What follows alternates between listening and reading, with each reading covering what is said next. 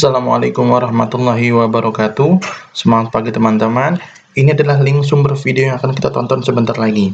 Video ini kami rangkum menjadi 1-3 pertanyaan saja per video, agar lebih memudahkan teman-teman dalam mencari solusi dari penyakit tertentu.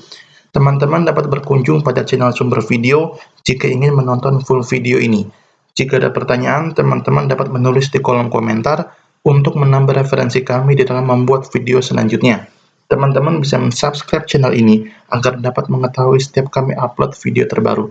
Terima kasih, selamat pagi, dan wassalamualaikum warahmatullahi wabarakatuh. Nah, kita akan lanjutkan pertanyaan berikutnya dari Najiah di Gresik. Pertanyaannya, Assalamualaikum, bagaimana resep makanan sehat untuk anak kos? Apalagi ada wabah COVID-19 seperti ini. Ke pasar pun tidak berani. Mohon penjelasannya. Terima kasih. Jazakallah khairan. Ya kalau ke pasar nggak berani, gimana mau beli? Gimana mau masak ya, betul. Kenapa nggak berani ke pasar? Bingung juga. Iya. Saya malah bingung dan pertanyaannya gimana saya mau jawab coba. Sekarang saya sarankan beli sayur, beli buah gitu, kita balik ke pasar.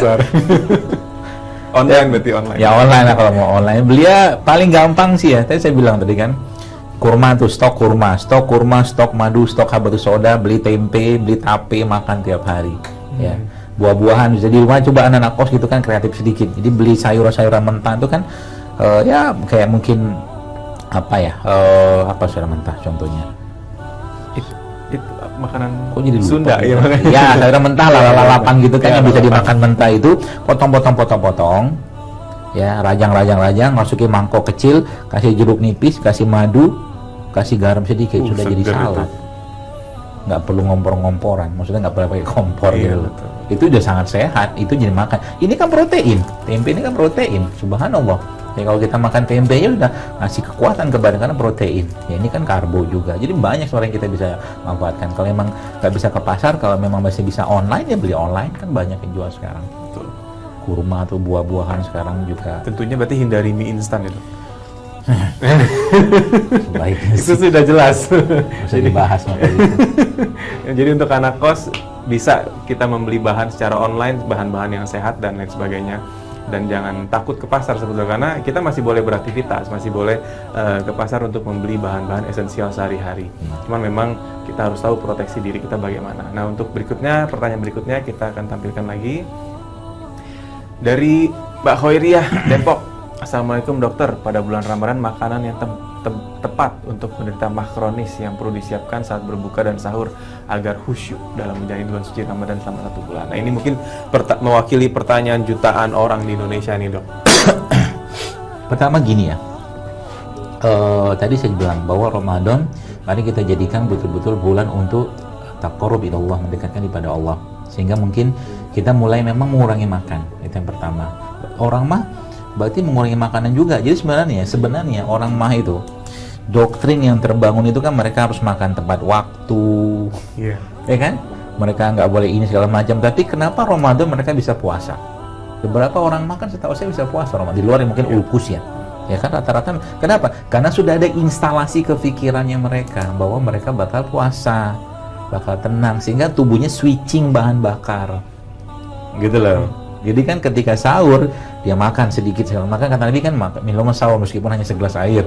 Itu kan sebenarnya perintah ke badan bahwa habisnya nggak ada makan lagi, sehingga bahan bakar badannya dipindahkan ke glikogen atau lemak kan gitu. Nah, gitu loh. Jadi itu pahami baik-baik. Yang pertama itu ikhlaskan niat untuk berpuasa Ramadan. Yang kedua ya sebenarnya balik-balik ke konsep keseimbangan. Ketika Ramadan ya kita memperbaiki keseimbangan pencernaan dengan cara apa? Makanan paling baik untuk pencernaan kita itu adalah kurma.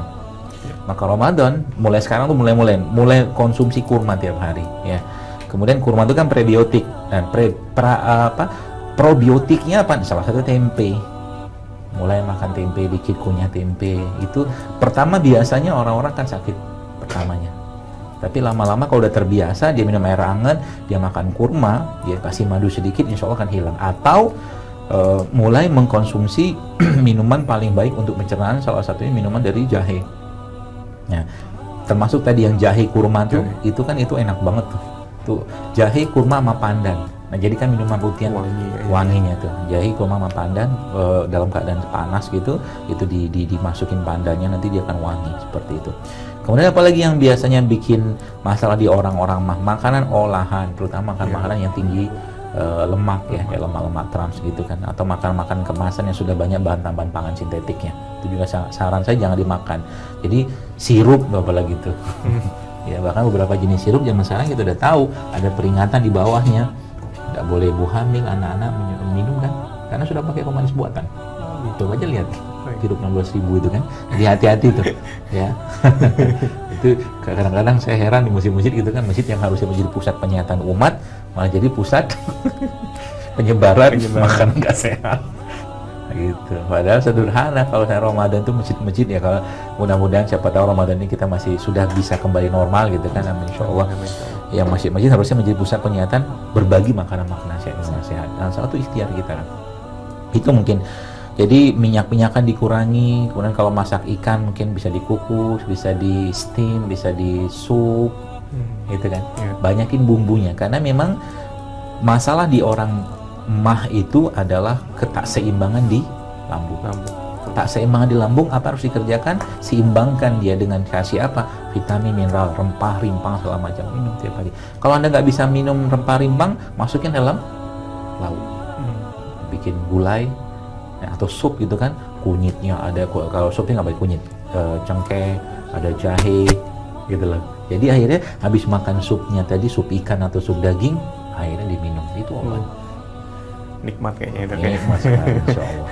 Nah, kalau misalnya sirup-sirup yang buatan rumahan, olahan rumahan itu juga oke lah, tapi ada gula kan? Iya sih, betul sekali. Baik, nah itu tadi tips-tips mengenai untuk para penderita mah kronis. Nah, kita